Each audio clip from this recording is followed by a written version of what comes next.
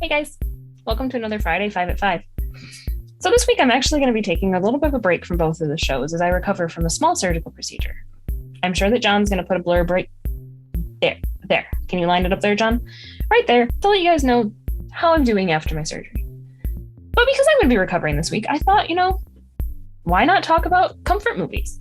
Movies that you watch when you're hurt, when you're sick, when you're depressed, when the fact that you're turning 30 this year is just too much and the world is crushing around you and you're overcome by the existential crisis of age and your own mortality. No, what? Sorry. Hi. I'm good. Anyway, comfort movies. Movies that you watch when you're hurt, when you're sick. Movies that you know by heart that you can fall asleep to because you know when you wake up that whatever you wake up to, you're going to know what that scene is because you've seen it 100 times. You know that, oh wait, no, I missed a scene. I'm going to go back and watch it. Those movies. But just as a heads up, these may not be the best movies ever. I am not at all saying that these are the best movies. These are just the movies that bring me comfort. And a lot of them were released in the late 90s, early 2000s when I was a kid. So I have childhood memories associated with them that I think make them more comforting than the content of the movies. You'll understand in a minute. Number 5, the 2004 release of The Phantom of the Opera. I know. I hear you. How does anybody find comfort from murder and mayhem? But it's set to music. Does that make it better? No, probably not. Anyway, the 2004 release of Phantom of the Opera is, no, not the best ever. Gerard Butler should not have been necessarily put into that role. He does not have the trained musical voice that you come to expect from a role like that. But I have some good childhood memories with that movie. We went and saw it in 2004 when it came out. But what hit me with that movie was I had actually seen the stage production in 1997. Far too young to be going and seeing Phantom of the Opera in a stage production. But I had older siblings. My parents thought it was fine. I was terrified of mirrors for years, but what doesn't kill you makes you stronger. So I was 12 and suddenly had a new appreciation for this story. It was no longer scary. It was no longer a horror movie. It was a love story. You saw the beast behind who the Phantom is, who he wanted to be. And that made it really special. I love the music. I love the dancing. I'm a softie for musicals, so I'm always going to like something that's a musical. But that is one of those movies that I will listen to the soundtrack. I will watch the movie. I will put the movie on in the background when I'm doing something else because I always know how it's going to end. And it always ends the same. Number 4, 1999's Inspector Gadget with Matthew Broderick. Hey, Pop Culture Addicts is a judgment-free zone, guys. I was 7 when this movie came out, and I have nostalgic memories about watching this movie over and over during the summer with my sister. Because of those nostalgic memories, I, however, cannot watch this movie unless I have grilled cheese and tomato soup with it, because that's what my sister and I would make for lunch during the summer, because it was easy and we barely had to cook and there weren't that many dishes and it was safer. But it's a fun movie. It's a silly movie. It's got late 90s, early 2000s CGI, which is cheesy and horrendous, but it's fun. And that's what Inspector Gadget's supposed to be. It's supposed to be a fun movie. In all reality, it's really just the memories of watching it with my sister are the reason that I like this movie so much and the reason that this movie brings me so much comfort. Number 3.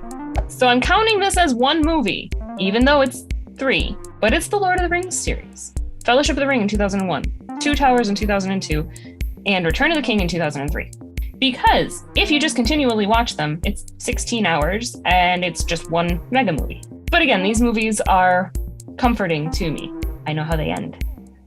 I know every line. I know every twist and every turn. I know the joy of the Shire and the sorrow of leaving the Shire and the excitement of going and seeing the elves in Rivendell and the loss of Boromir and the return of Aragorn and Aragorn taking his throne. And I'm a nerd and I love these movies. It's a 16-hour mega movie.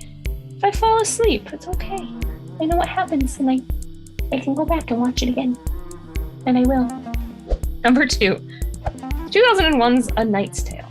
So I know that this is definitely not everybody's cup of tea. Not everybody liked the way that this movie was done. They didn't like the mixture of medieval and the modern. They didn't like Queen music being played by trumpets. But it's a fun movie. If you can get over the modern music in a medieval setting, it's a good story. It's an uplifting story. It's a happy story. And it's hilarious. Who doesn't love Paul Bettany's character of Chaucer or Alan Tudyk's character of Watt? I will flung you. Internals will become externals and pain. Lots of pain. It's got good lines. It's fun. I wore out my DVD copy of it because I watched it so many times. I didn't even know that was possible.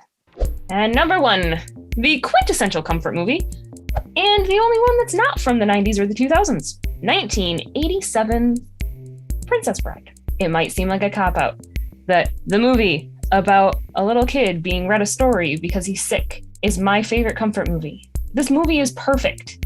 This movie is absolutely perfect. It's got a fantastic sword fight, one of the best ever filmed. It's got quotable lines. It's got heart. It's got soul. It's got gusto. And it's a story that multiple generations can enjoy, which is part of the story in itself. You have the grandpa reading it to his grandson because his grandson is sick. You have Kathleen sharing it with her 3-year-old daughter because she can, and who doesn't want to watch it? But anyway, does anybody want a peanut? All right, guys. Those are my 5 comfort movies. Let me know what yours are. Let me know if you argue with what mine are. I'll see you on the other side, guys. Bye. On behalf of the rest of the hosts of the FSF Podcast, we want to thank you for listening to this episode.